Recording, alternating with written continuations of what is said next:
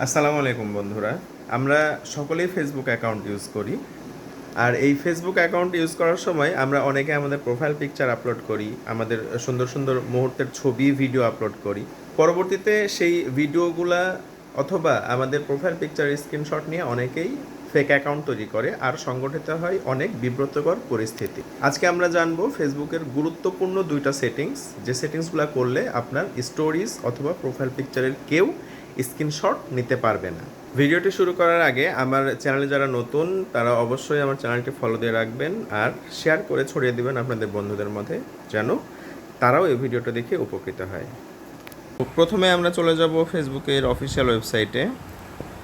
আমরা আমাদের প্রোফাইলে ক্লিক করব, প্রোফাইল পিকচারে। আমরা আবার প্রোফাইল পিকচারে ক্লিক করব। এখানে একটা অপশনস আছে turn on profile picture guard. আমরা এখানে ক্লিক করব, আমরা নেক্সট করব, আমরা সেভ করে দিব। এই যে দেখুন এখানে প্রোফাইল পিকচারে গার্ড হয়ে গেছে।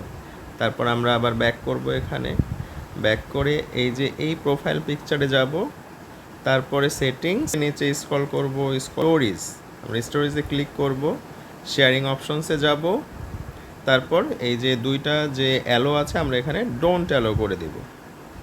আপনি আপনার সেটিংসটা এভাবে করে নিতে পারেন।